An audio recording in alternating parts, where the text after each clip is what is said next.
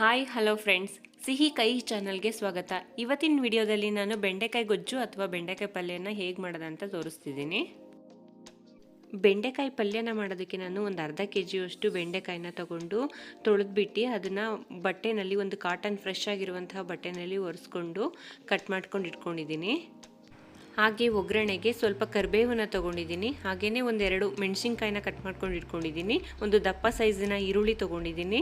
ಹಾಗೆಯೇ 2 ಟೊಮೆಟೊವನ್ನು ಕಟ್ ಮಾಡ್ಕೊಂಡು ಇಟ್ಕೊಂಡಿದ್ದೀನಿ. ಒಂದು ಅರ್ಧ ಕಪ್ಪಷ್ಟು ತೆಂಗಿನಕಾಯಿ ತುರಿನ ಇಟ್ಕೊಂಡಿದ್ದೀನಿ.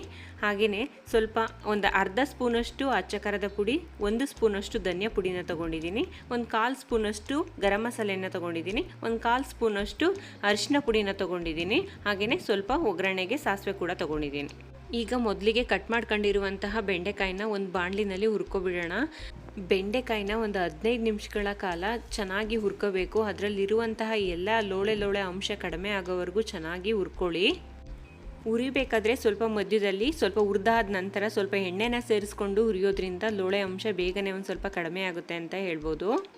ಇವಾಗ ಹುರಿದಿದ್ದು ಆಗಿದೆ. ನಾನು ಬೇರೆ ಪಾತ್ರೆಯಲ್ಲಿ ಒಗ್ಗರಣೆಗೆ ಹಾಕೊಳ್ಳೋಕ್ಕೆ ಎಣ್ಣೆನ ಕಾಯೋಕ್ಕೆ ಇಟ್ಕೊಂಡಿದ್ದೀನಿ. ಎಣ್ಣೆ ಕಾದಿದೆ. ಇವಾಗ ಸಾಸಿವೆ ಹಾಕ್ಕೊಳ್ತಾ ಇದ್ದೀನಿ. ಸಾಸಿವೆ ಸ್ವಲ್ಪ ಚಟ್ಪಟ ಅಂತ ಅಂದ ತಕ್ಷಣವೇ ಅದಕ್ಕೆ ಈರುಳ್ಳಿ ಸೇರಿಸ್ಕೊಳ್ತಾ ಇದ್ದೀನಿ. ಜೊತೆಗೇನೆ ಮೆಣಸಿನ್ಕಾಯಿ ಹಾಗೆಯೇ ಕರಿಬೇವು ಕೂಡ ಸೇರಿಸ್ಕೊಂಡು ಫ್ರೈ ಮಾಡ್ಕೊಳ್ತಾ ಇದ್ದೀನಿ. ಸ್ವಲ್ಪ ಫ್ರೈ ಆದ ತಕ್ಷಣವೇ ಅದಕ್ಕೆ ತೊಗೊಂಡಿರುವಂಥ ಟೊಮೆಟೊ ಕೂಡ ಸೇರಿಸ್ಕೊಳ್ತಾ ಇದ್ದೀನಿ.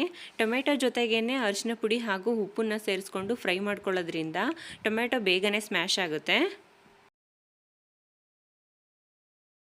1-2 ಮಿನಿಟ್ಸ್ ಚೆನ್ನಾಗಿ ಫ್ರೈ ಆಗಲಿ ಅಂತ ಹೇಳ್ಬಿಟ್ಟು ನಾನು ಲೆಡ್ನ ಕ್ಲೋಸ್ ಮಾಡಿಕೊಂಡು ಫ್ರೈ ಮಾಡ್ಕೊಳ್ತಾ ಇದ್ದೀನಿ.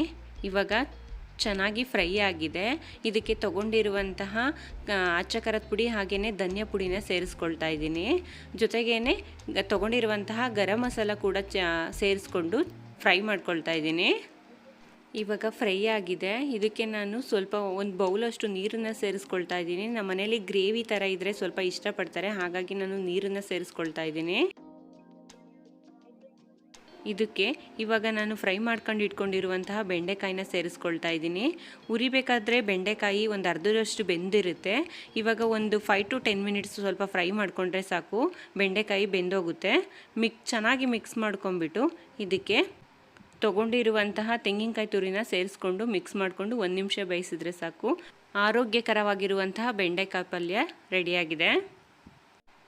ಬೆಂಡೆಕಾಯಿ ಶುಗರ್ ಇರೋರಿಗೆ ಹಾಗೂ ಮಕ್ಕಳಿಗೆ ತುಂಬಾ ಒಳ್ಳೆಯದು. ಮಕ್ಕಳ ಬುದ್ಧಿಶಕ್ತಿನ ಹೆಚ್ಚಾಗಿಸುತ್ತೆ ಅಂತ ಹೇಳ್ತಾರೆ ಬೆಂಡೆಕಾಯಿ ತಿನ್ನೋದ್ರಿಂದ. ಹಾಗಾಗಿ ಬೆಂಡೆಕಾಯಿ ಪಲ್ಯ ಆರೋಗ್ಯಕ್ಕೆ ತುಂಬಾ ಒಳ್ಳೆಯದು. ಹಾಗೆಯೇ ಈ ಬೆಂಡೆಕಾಯಿ ಪಲ್ಯ ಚಪಾತಿ ಜೊತೆಗೆ, ಅನ್ನದ ಜೊತೆಗೆ ತುಂಬ ಒಳ್ಳೆ ಕಾಂಬಿನೇಷನ್ ಅಂತಲೇ ಹೇಳ್ಬೋದು. ನೀವು ಕೂಡ ಟ್ರೈ ಮಾಡಿ ಮತ್ತು ಹೇಗಿತ್ತು ಅಂತ ಕಮೆಂಟ್ ಮಾಡಿ. ಈ ವಿಡಿಯೋ ನಿಮಗೆ ಇಷ್ಟ ಆಗಿದ್ದರೆ ಪ್ಲೀಸ್ ದಯವಿಟ್ಟು ಸಬ್ಸ್ಕ್ರೈಬ್ ಮಾಡಿ, ಶೇರ್ ಮಾಡಿ, ಹಾಗೆ ಪಕ್ಕದಲ್ಲೇ ಇರುವಂತಹ ಬೆಲ್ ಐಕಾನ್ನ ಕ್ಲಿಕ್ ಮಾಡಿ. Thank you.